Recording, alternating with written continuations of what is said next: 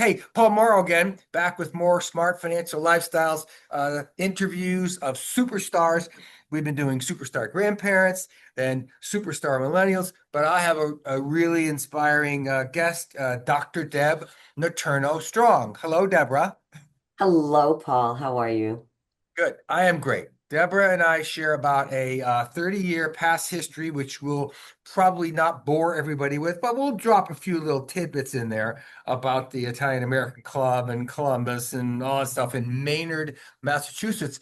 But before we go into how great things have worked out for you, this is a part of my book on the five pathways to wealth and success and everything, and about not following anybody else's drummer, because you Mhm. and you have a very unusual, circuitous route. So tell everybody a little bit about your family, your mom and dad, and how you grew up with so much grit. Grit. Good word. Good Yeah. word.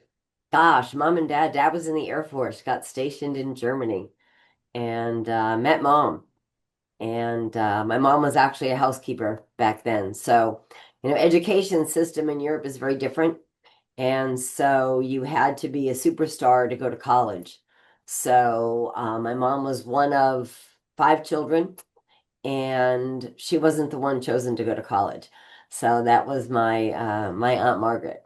So everyone else learned a trade. So mom and dad hooked up. They came to the United States in 1954, I think.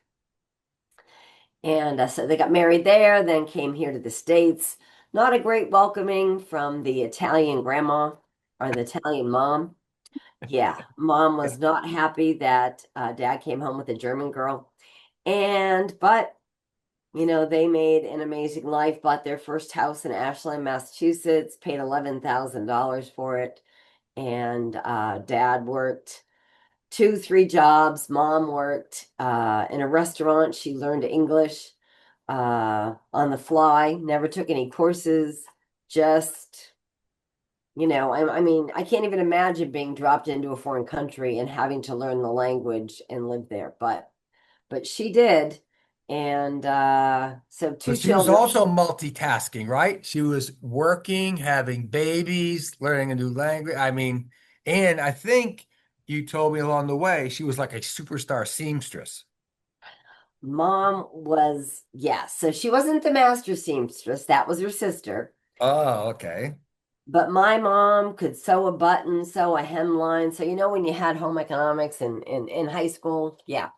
Um, let's just say that I got an A plus on my hem, and I can't exactly say that I completed it myself.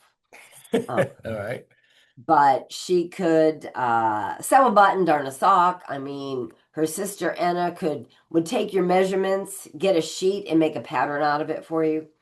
I mean, it was just amazing. And so, because we were very blue collar, Tunda Anna would come and visit and make clothes for me. So my older brother Fran, he still lives in Massachusetts. He was a hockey player, so that was like our thing. Still love hockey. Dad would always get up at dark 30 in the morning and take Fran to practice. He'd drive bus, then he'd go get Fran and bring him, to school. I mean, it was really, like I said, it was really a good life.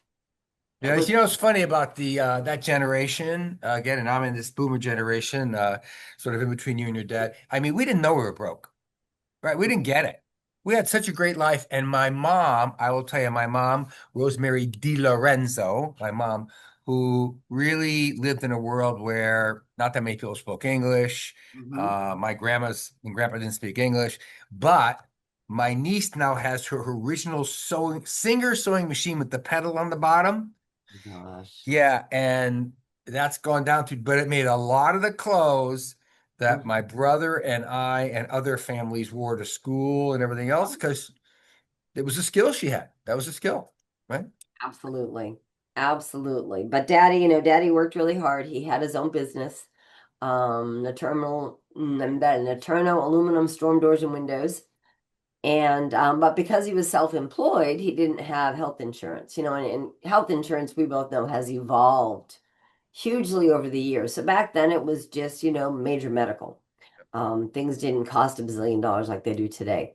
But he took a job with the city of Framingham and drove school bus for 38, 39, 40 years, something like that, something crazy.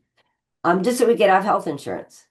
Yeah, but And he also, I will tell you again, and I had a great relationship with Frank. He was such a character, but he was a multitasker. And we're ending up with a theme here, by the way, by the time we get to your career. But he was like a master, sort of carpenter guy master doing that kind of carpenter, stuff. absolutely. Yep, he could do that. He was driving a bus and he was like the mayor of like Maynard. Like everybody knew him. Like and social activities, cultural activities, right? If you had wanted to have a big Italian dinner, he was the guy to get it together, right?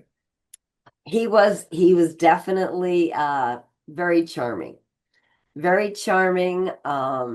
Didn't know a stranger. Mom would send him to the market basket to pick up a few things, and 2 hours later he'd come back because I ran into this one and I ran into that Yeah. one.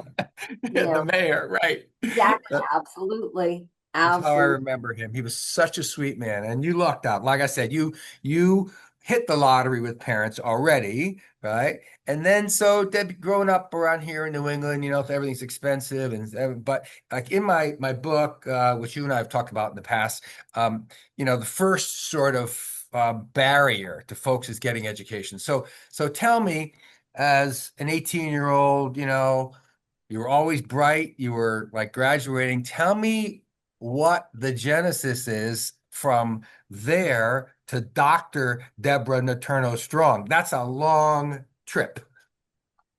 It's been a journey. It's been a journey. So, my mom grew up in Hitler's Germany, and she had a third grade education. And so her biggest piece for me was you will go to school, you will get your education, and you will never, ever, ever have to rely on someone to put food on your table. And so I went through the different iterations of what I wanted to do when I grow up, and I landed in pharmacy school. So I went to Massachusetts College of Pharmacy. Back then, I call it the dark ages for my students. In the dark ages, before they were born, it was a 5-year degree right out of high school. And so I went to school in Boston, did my 5 years. My plan was to stay local for school and then get a job outside of Massachusetts, leave Ashland, and just kind of grow myself and never come back.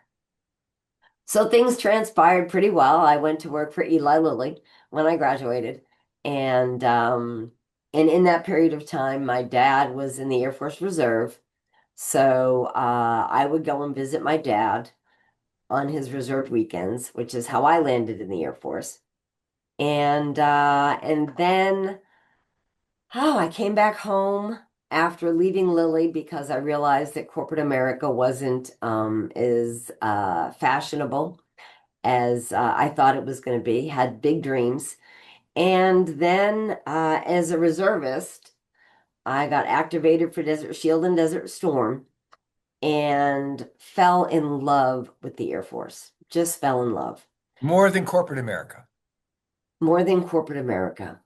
Because corporate America is all about Flash and Madison Avenue and don't get me wrong, I had Killington, Vermont South in my territory, Paul. I loved it.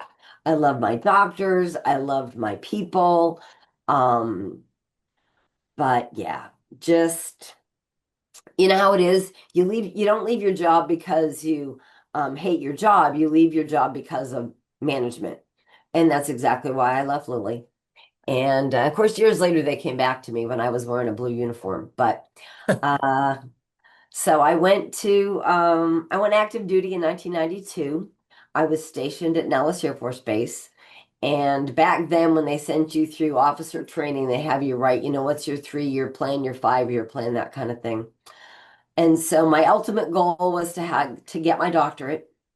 Didn't think about how that was going to happen Wow, or way back then, that was your ultimate goal, is to yes. get your wow. Well, congratulations, Dr. Noturno Strong. I mean, I love saying that. Everybody around here in our firm, by the way, is so proud because we've been in business for like 50 years, and I think halfway through our business career, I had the pleasure of meeting this family, and I will tell you, I mean, we track everybody's sort of trajectory, and it's never, by the way, for those young people that are listening, it's never a straight line like this. It's always like you got to be prepared to chuck and jive and change, and you're going to hear more about from Deborah. But we're all very proud of you. I didn't know that goal went back to that far. Wow, keep going with your story. Index card. It's on an index card. It's pretty fun. I still have it. Oh, I good. still have it. So yes, I was married when I was in Vegas, and then that, as we talked about the highs and lows of life, um, that didn't go as planned. And so the interesting part was when I went active duty in the Air Force, my dad was proud as a peacock. My mom was crying, my baby's leaving. And then when that point of demarcation came of my 3 years are up, do I stay in the Air Force or do I get out? Daddy is come home, baby. We'll take care of you. We'll get you a job. We'll put you in the house in Maynard. Everything will be wonderful. And my mom said, don't you dare. Don't you dare come home. This is an amazing world for you, and you're going to make this your career. And yeah, I mean, you knew my mom not that well, but you Yeah. never crossed my mom. Yeah. That was one thing that, the wrath of Lizzie wasn't something you ever wanted to experience. And so the beauty of that was I landed in Philadelphia. I was at the Defense Personnel Support Center with the quartermaster. So it was like an army base. And I got there and got to do some amazing, amazing stuff. I mean, doors opened like I've never seen. So at first I was part of the contracting team. So when things started to happen in the Southeast Asia, and we had to deploy the USS Nimitz, I was the officer on call to get all their supplies and ready to go. And I still have the letter from the admiral, believe it or not. Because you're like, wow, this Yeah. is, Wow. cool, That's you big. know. Yeah. So my probably the best job I ever had was working at the Defense Personnel Support Center for a couple reasons. One was that I was able to launch. We had a pilot project. I was able to launch what most people know today as the TRICARE Mail Order Pharmacy Program. Back then, it was the National Mail Order Pharmacy Program. So it is an international program, pretty much, that started with a very small pilot and is still in existence today. So I look at that now and I see it, and I still have the brochure that has my picture on it. And because it was the first time we offered a program that included active duty. So that was amazing. So while we're doing all this great stuff, I get selected for major, and the commander at DPSC decides that he wants anybody in his watch to, if you will, under his purview, to get a master's degree. So the Army pays for Central Michigan University to come in every other weekend for 2 years to provide us with our master's degree. So I received my first master's. I have several. I know Um, we're going to joke about this later, but I think for those younger people that are watching this, that if this gets into their YouTube or whatever, like, so I think the summary is going to be that after getting your undergrad and you entered the military, I think we're going to go through a lot of degrees, but I don't think you ever had to dig deep into your pocket again, did you, for education? Never did. Yeah. Okay. This is a big theme for folks who are worried about how to get there. So keep going after you got your first master's. So my first master's, then I had the opportunity to apply for a doctoral program, and remember that was my dream on my little card. But because I didn't have the master's in hand at the time that I applied for the Air Force Institute of Technology scholarship, um, the associate corps chief for pharmacy said, look, Deb, I can't check that box for you. but I can check the box for another master's degree. Do you want another master's? I'm like, if y'all gonna pay for it, I am gonna take it. So, so Jim Normark, love Jim. He is just was inspirational to me during my whole military career. One of his dear friends was Dr. Phil Garbino, who was the president of Philadelphia College of Pharmacy. So, Phil, we all got together, and Phil said, "You know what, Deb? Come to PCP. We'll do some great work here. There's a master's in pharmacy administration, whatever master's you want, you can get. Just stay here." And Phil was just such an inspirational leader. He just was always very strategic and had lots of great forethought. So the Air Force only gives you so much money. They expect that you're going to go to a state school, not a private school. So Phil said, whatever the Air Force is going to pay, Deb, we'll accept that and we'll scholarship the rest. Wow, great. Wow. So probably over $100,000 in scholarship, because by the time I finished, and we did this last time, I got my Master's of Science in Pharmacy Admin in 2001, Okay.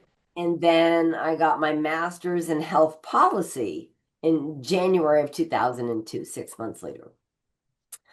So that kind of set the stage for, and again, the beauty was I went to school for 2 years. The Air Force paid my salary, paid my tuition, paid my books. I didn't have to wear a uniform. Oh, Everything was covered. so you were like a full-time student, no duty? No duty. Wow. Okay. All right. I didn't realize that. I thought at least on the weekends they would like suit you up and make you do something. Nope, Okay. No. Okay. All right. not at all. All right. Not So at that all. gets us through the first couple of master's degrees. First three. All right. So now we're up to 4 degrees on the wall. As your husband says, more degrees than a thermometer. Yeah. Okay. Keep going. Absolutely. So, and again, so let's see, where did I, oh, from there I went to MacDill Air Force Base in Tampa, Florida, and did not, I was able to actually put the ball in motion for my people when it came to education. That was the primary. So we made a lot of concessions. We worked really hard, but we allowed our folks to take day classes and they would make up their time. And make up their time so they could finish their bachelor's degree. That was the goal. Everyone needed to get their bachelor's degree, period. Why? I don't care. That's, the Air Force is going to pay for it. You need to take advantage of that. So Jay and I met at MacDill. And so my sweetheart. And so he retired and we moved to San Antonio. And he wanted to go to the police academy. And I said no. And because he wasn't going to be a cop in San Antonio. But again, a tribute to my mother, you will get your degree. You will get your bachelor's degree. You will go back to school and you will get your education.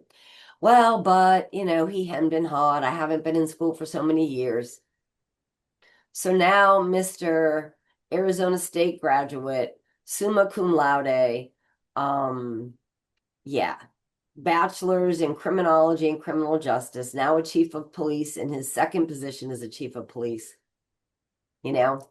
So you But gave what is him it? a little bit of Naturno nudge to get him into education. I love that because Absolutely. your family was so big into it for you. And I think again, you definitely took advantage of the opportunities. And this is a lot about what we're going to suggest to other young people too. I mean, you when the door opens, you got to run through it. I mean, Absolutely. if you don't, you're going to regret it later, right? Absolutely. So good for you and Jay. So now you've migrated to Texas, which you seem to have fallen in love with a lot more than Massachusetts, Deb. So sounds like you're there, huh, for the long term.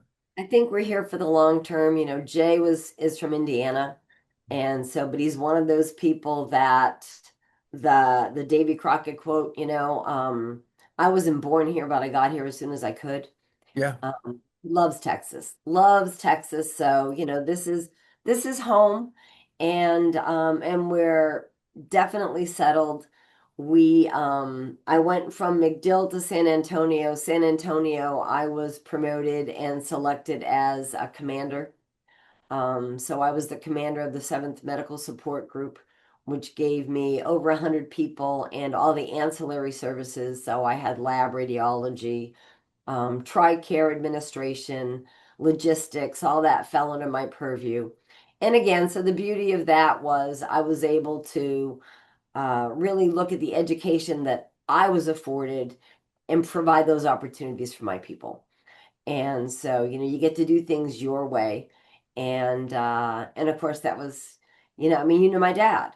So you Yep. always want to take care of your people. You always want to let them know that they matter. And so that's what we did. So that position is only a couple years. And then they wanted to move me to Scott Air Force Base in Illinois. And yeah, Big decision time. Right. so I was a lieutenant colonel at that point, and I was up for colonel, full bird colonel. Couldn't do it. Couldn't do it. And I think the other part of it is where the Air Force kind of goes wrong. They were good to me, don't get me wrong, but you're promoted, you get this amazing position as a commander, and then they want you to go back and be like podunk hollow pharmacy nobody. Why would I want to give so much and be able to do so much and then take a back seat? So, and there weren't a lot of other positions. So it was like, okay, do we retire before this board or do we roll the dice? And when you roll the dice as a colonel, you lose control. You don't have a say in where you go or what you want to do or anything like that. So at least as a lieutenant colonel, a major, I had some control. I could say, no, no, no, no. Yeah. So anyway, the good news with that is that I retired, and lo and behold, Texas Tech put a school of pharmacy here in Abilene, Texas. So I was hired as their regional dean. So my retirement date was 31 October, and I started with Texas Tech in 1 November of 2011. Yeah. In other words, about 12 hours off you had before you were back to work. Right. But you are a master at doing this, and which I think a lot of people need to sort of like follow the trajectory. I mean, you adapted to changes, plus also you met Jay, you guys fell in love with each other in Texas. So you had to make some career choices that fit into your personal life, right? Yeah. And true, right? But so here you are. You went from, you know, where you were as a pharmacist to getting all these degrees, and now you're an associate dean or whatever at Texas Tech, and so you're in academia. So tell me about academia versus corporate America versus versus the military. These are three distinct sort of career path opportunities. So tell me how you feel about all three of those, comparing them. Okay, so corporate America that was my dream. In pharmacy school, I was courted by Eli Lilly. I was all about getting to corporate, wanted to be a pharmacy trainer, going to be in Indianapolis. It was all good. And as I said, we leave positions because of our managers. And that's exactly why I left. I'll say his name. His name is Larry Semino. And he ruined my vision of what corporate America should be and what that career was going to be for me. I had big dreams. Had big dreams. So then the Air Force, what I loved about the Air Force is that you mattered. You truly mattered. So when I was deployed for Desert Storm, I was actually backfill at what was Malcolm Grow Medical Center at Andrews Air Force Base, Washington, D.C. And we had everything that pharmacy had to offer. We had clinical pharmacy services, which was an advanced degree back then. We had hospital, outpatient, inpatient, chemotherapy. I mean, you just had the world of pharmacy in one box. but you were appreciated for what you did. So, you got those kudos, you got those thank yous, which corporate America will never give you, and academia certainly will not either. But your service orientation is about that, the heart of service. You don't go into the Air Force because you're going to get rich. You go into the Air Force or you go into the military. Here we are on the eve of Veterans Day. You go into the service because you want to do something greater than yourself. And that's what we chose to do. And so I joke sometimes because I say, yeah, I was going in for 3 years and 23 years later, I retired, because Yeah. that was my life. It's a way of life, though. And I think that's important for the young people to understand is that it takes a very special person to pick up and move every 3 to 5 years. But the opportunities that are there for you, God, I wish I could have gone overseas, Yeah, you visit. ran through the doors. I mean, the doors opened and you ran through them. And I think it's Absolutely. great. And I have some great military friends. Quote my friend Bo, who always says he decided the first 20 years of his working life was going to be public service, and he joined the Navy. Then he says the last 20 years are going to be for me and my wife. And now he went from a military career to a career in private companies, right? So you got into academia, but we haven't got our PhD yet. No. So you're in academia. Tell me how that all played out with Texas Tech. Oh gosh. So academia is a different creature as well. Academia is all about self. What can I do to promote myself? How many letters can I have behind my name? How many titles can I have on my signature block so that you will recognize that I am somebody who's important? Okay. Not really the best environment for someone who doesn't care about titles, doesn't care about letters behind their name, just cares that we have a purpose. We have a purpose. And so I was regional dean for 3 years. We got a new dean. He didn't like me because I didn't have my doctor of pharmacy degree. Wasn't a requirement, but that's okay. Took another position, and 2 years later, he decides he's going to replace me again. And I'm like, you know what? Baby is going into her corner, and Yeah. we are just going to get my doctorate degree because you know what? If they want letters behind a name, baby, I'm going to put more letters behind my name. And of course Jay was instrumental as well. He's always been my one of my strongest cheerleaders, especially after I lost Daddy. And so yeah, so I went back to Mass College of Pharmacy to do my doctorate in leadership and health studies. And I achieved that in the middle of COVID. So May of 2020, I received my doctorate. And so since then, what is it? Letters behind a name. Letters behind a name. Dr. Deb. But you are a caring person, and you talk about your students like their family. And I love the way that you talk about taking care of your peeps, which now in your new position is taking care of your students, right? Yes. So that was the beauty of the transition was that as a commander, you're responsible for 100 people. Those airmen, NCOs, officers are under your watch, your stead, if you will. And I loved that. I loved that. We had so many amazing things. I mean, we did adopt a highway, and people think about that and say, you cleaned a highway. What is that? Jay and I would go out 2 hours before and we would hide $20 bills and 3-day passes in beer bottles and things like that, you know?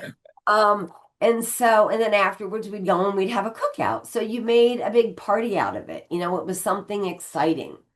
And I will tell you that, 14 years later, the 7 Medical Support Squadron still has their Adopt a Highway. So very That is proud. great. Yeah.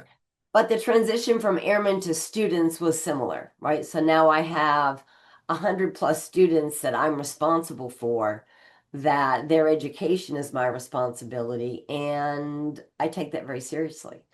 And so we had, it's been an amazing 14 years. It's certainly had bumps in the road because not everybody understands the heart of a servant. Not everybody understands that you can do things, be who you are because it's who you are, not because you're looking for something greater.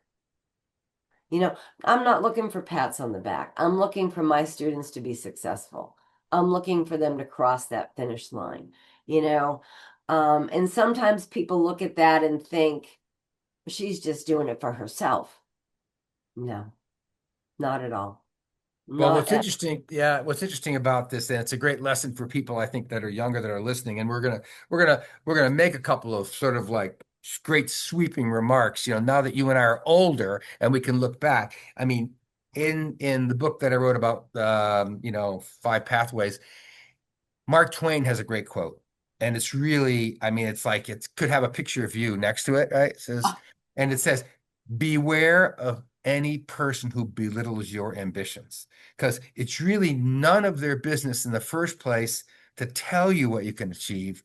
And the most valuable people are the ones who encourage your ambitions and support you. And doesn't make a difference how crazy they are or how different they are than everybody else. If you've got ambitions and somebody puts cold water on them, which is probably the reason you left one of your jobs in the past, right? Mhm. Anybody who douses you with cold water, you need to avoid them. It's a real toxic thing to have people stomping on your dreams or your ambitions, right? And so I think you did the right, obviously you've done a lot of things right, but you've certainly done the right things to kind of avoid those kind of people. And I know you've ended up with a great life partner and a great sort of new spot. Looking back now, I think, we'll take the last couple of few minutes talking about this. I mean, looking back over the transition, the crazy amount of like transitions that you made, you're like, really, you're like one of those kitty transformer dolls, or whatever. I mean, looking back, what would you say that would be, again, if you were talking to the graduating class of Ashland or Maynard or Hudson, Mass, and some regular little town somewhere, and there was a lot of like bright-eyed young men and women, that are 18. I mean, what are the two or three things that you feel like were so important that got you from there, as that little girl from Ashland, got you from there to here? What would you tell them? Wow. Wow. You know, I think one of the first things that I would share is that never let anyone steal your happiness. Never let anyone steal your happiness. You own your path and you need to take that path and the good and bad that comes along with it. You know, I think that one of the things I learned is that, and my mother always told me this, here we go again, you can count your friends on one hand. So, how does that translate to my students? How does that translate to Ashland High School class of 2027? Keep your circle small. Develop a board of directors. Find those people that inspire you and will keep you focused. You know, some people don't even know who's on their board of directors. So if you want to read a great book, Andy Andrews, um, it's called, oh my goodness, I have it on the tip of my tongue. Oh my gosh, the book is based on the 7 decisions. And Okay. one of those decisions is to never let anyone steal your happiness and to always have a heart.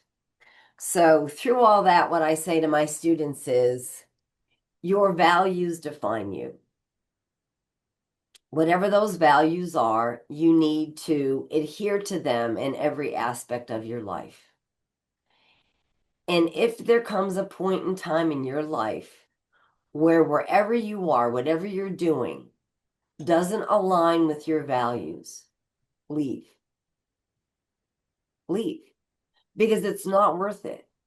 It's not worth it. So, Jay was the chief of police in the city of Ty, small town politics. I'm teaching my leadership class, and I tell my students, if you're working for a company whose values don't align with yours, why are you there? Why are you there? Jay comes home and says, I don't think the new council's values align with mine. I said, then leave. It's time to go. You know, you have to know that. And there's nothing wrong with taking that walk in faith and recognizing, you know what? So, can I say that the values in academia align with mine? No, they don't necessarily. But I'm able to align my values with my students. And I'm able to take that to the table for them. And that's what makes the difference. So, have people tried to steal my happiness? Absolutely. Absolutely. You know, Well, you haven't said it, but I'm going to say it because I do think that you do need to realize there's a great book, by the way. It's Dr. David Kahneman, another PhD, who wrote a book called Luck, Luck. Very good, very funny. And he has a couple things in there that are really relevant to this discussion. I mean, they say people make your own luck. And I think I got the expression from reading his book about running through the door. Not like when opportunity knocks. I mean, sometimes you have to break the door down to get mhm, through. And when you get that opportunity, right, you need to make the most of your lucky circumstances, like you did being born into a great family, because you didn't just say values. A lot of it is family values and really mhm, appreciating your family and the people closest to you. Super important. It's also, I would say, the kind of thing that gives you the grit that I was talking about mhm, to make changes without being fearful. Some people stay in situations that are just awful just because they're afraid of change. They're afraid of like going around the next corner, kind of seeing what's over there, right? I mean, we have a lot of this in the financial industry. People are constantly afraid of the unknown. I feel like in the financial world, the best thing we do is hold people's feet while they hang over the Grand Canyon, look down, and see what's there. I mean, mhm, and it's not that scary, but you had some great mastermind people or mentors or board of mhm, directors, which is super important. Um, Also, I think there's another thing that, was a part of your life that I've observed that, again, we're going to like combine these two things, Deb. It is according to Henry Ford and Thomas Edison and Harvey Firestone, the big three, right? It is who you hang out with. It's absolutely. who you hang out with and who you hang out with, especially when you're a teen and when you're starting off.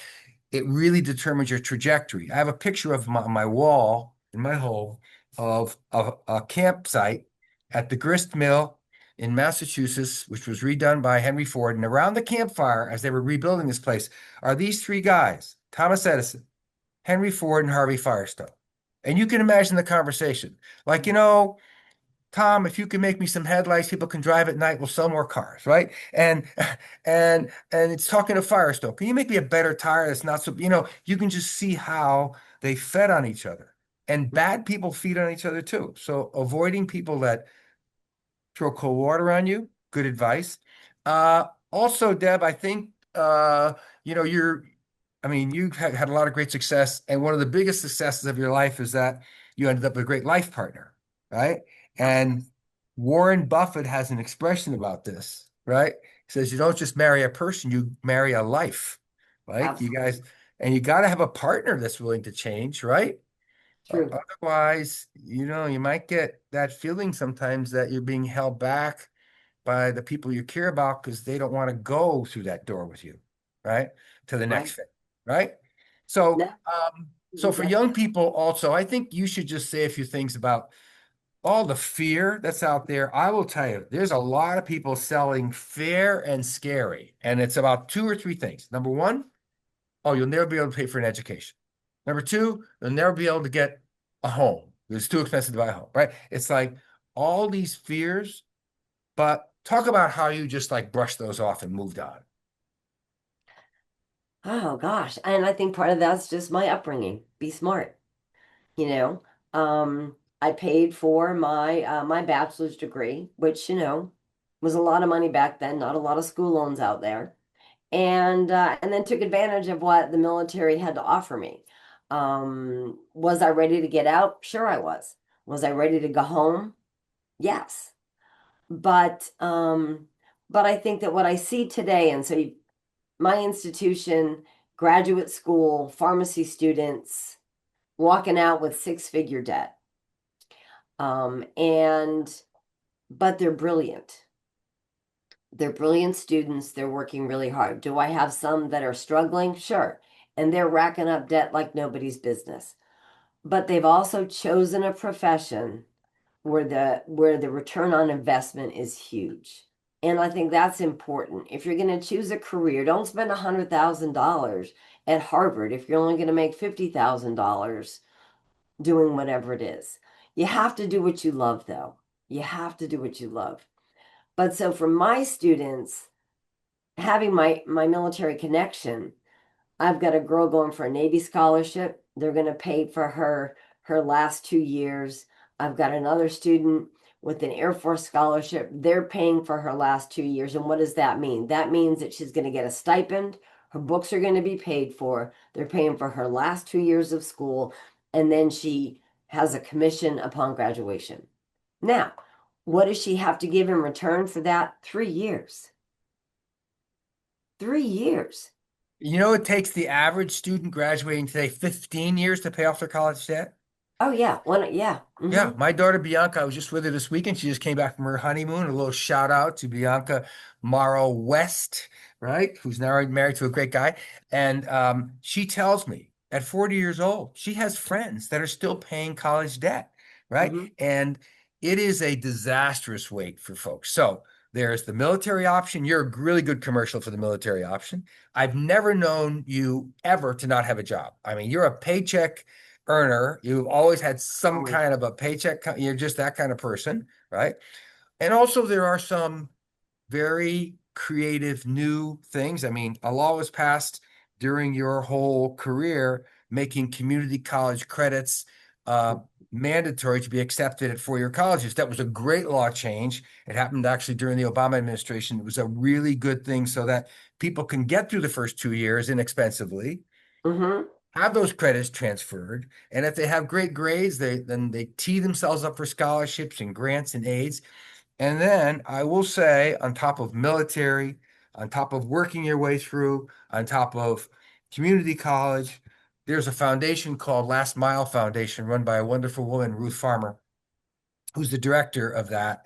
And Ruth, her entire foundation is to help women in STEM, science, technology, right? Women in STEM, pay for the last couple of years when they get stuck. In fact, on her website, Mm-hmm. Last Mile Foundation website is so exciting because you see like people in their last 18 months run out of money, sleeping in their cars, they can't buy it. And her foundation steps in and they're funded by Google and Facebook, all the big tech companies. That's the world she comes from. And she's a super good at taking money from rich people and giving it to kids that are students. It's a good Love that. skill. Yeah. Love that. So there You are know, ways. In education, absolutely. there are ways. All right. But I I'll also want to also, give a shout out to, I don't know what it's like and where your listeners are, but in Texas we have school choice. And so the city of Hamlin, where Jay is the chief of police, their school actually, their students graduate with an associate's degree, and Mhm. then the district pays for their last 2 years to get their bachelor's degree. Okay. Great. That's amazing. That's amazing. They've got amazing agreements with community colleges, technical schools. Okay. So my brother went to Keefe Tech. We've missed the opportunity to put vocational schools out there. So now we have mediocre students racking up a bunch of debt, coming out without a trade, and waiting tables. Well, You Deb, you probably know from my comments over the years, we built our 50-year business on the back of a lot of like regular hardworking people. And we Mhm. have some folks with 100 million. They're not listening to this. They're on the beach. They don't need No, to listen. But I they're the will three tell you, attorneys. Oh. I will tell you, my great assistant of 38 years, who is just the one running this technology, Kathy's son, who's just graduated, is a very proud new member of Local 23 Sheet Metal Workers Union, Mm-hmm. just like his grandfather, just like his father, who was a Marine, came out of the Marines and then joined the Union. Unions are very much like the military. You make a commitment to them, you Right. learn a trade, you get a regular paycheck, you get medical, you get retirement. And yeah, and yes, it has that same sort of 20-year trigger. I mean, if you're tired of it after 20 years and you're vested in the pension and also, you can go off and do something else. But we have worked with all of the biggest electrical contractors, the plumbing Hmm. and heating contractors. And every one of them tells me, the president actually of the electrical contractors union told me they are dying to get more people into the union Hmm. because it's such a great economic need. Plus, computers are not going to fix the outlets in your house. I mean, there's a place for technology, but you and I were just joking before we started this meeting about you blowing your water heater in your pot. AI is not going to fix that water heater and flood, No, it's right? not. It's going to be a person probably who's got a trade that is making a great living, Hmm. living their dream, their life, their pathway. So I think the trade unions are, they're the unsung heroes, right? Oh, absolutely. Absolutely. Now, I will say that I had a student that graduated a few years back, and what they chose, several actually, what they chose to do was live poor. So they graduated, got their pharmacy degree, got their license. They decided to live like poor college students until they paid off their debt. 4 years paid, Yeah, everything paid, that's smart. So, Yeah. it's great I mean, I always ask my students, what's the one thing you're going to buy with that first pharmacist paycheck? And then what are you going to do? Yeah. You know? Interesting. In this wrap up of how to get where you want, I also want to encourage people because you're flexible and you made a crack about it the other day. So tell me, now that you've added it up in your head, I mean, we all know that, as my old Sicilian father used to say, dummies pay rent, smart people collect rent. So you've owned how many homes to get to the beautiful Ponderosa you now live in? Gosh, let's see. One, two, three, four, five, six. This is the seventh house. Yeah. So in other And words, now we have one in South Bend now. So yeah. eight. So real estate and paying for the place that you live in is a really great goal, right? And it doesn't have to be the Taj Mahal first. I will tell folks, because I can say it, that I know for a fact you were not living in places that looks like the one behind you right now when you were making your transition. But this issue of buying a starter home or a smaller home or another home and moving your way up, not everybody has to like jump into, a 4,000 square foot, Mm-mm. beautiful zillion-dollar home first. But you can work your way into it. And owning real estate has been good to you. Okay. Absolutely. Bought my first place in Clifton Park, New York. It was a fourplex, so I had my own little quarter. 2 bedroom, one bath. Paid $10,000 for it, sold it for 30. Yeah. You Yeah. know, So, I mean, you did so it, man. You did it. So these are the big wealth builders, by the way: education, mhm, career choice, real absolutely. estate. Dr. Deb, you have hit all these buttons, all right. And I want to like wrap up by just, thanking you a lot. I mean, I know for those people that are going to joke about this, that the first time we did this interview, of course, this is the finger that didn't push the record button properly. But I had the great pleasure of talking to my old friend here twice in the last month, I and know. and Such a blessing. I just want to thank you so much for taking this time out of your super valuable schedule. And I apologize to your husband if I'm taking you away from the really Yeah, important part of your life. And I want to encourage anybody, because we have these podcasts online, they're on Spotify, whatever. Uh, in order to reach out to us, follow our channel, link on, subscribe, and and anyone who has questions. And I know Deb has been an inspirational person to a lot of folks. If you have a question about anything that you heard that you might like to have forwarded to her for her opinion on, if you're a young person thinking of doing this career path, pharmacy, or whatever, reach out to us at Smart Financial. We will absolutely get those questions over to Dr. Notturno in the middle of her busy schedule and get them answered for you. And I want to thank Deb once again. It's been great. I love catching up with you. I can't wait absolutely. to hear the story of the next chapter. I Like, know. I know. I I'm looking know. at my next degree. I love it. I love it. And you know what, folks? She's serious. She's not done yet. And we'll keep up with Dr. Notturno. And I'll see you again next time on Smart Financial. Thank you.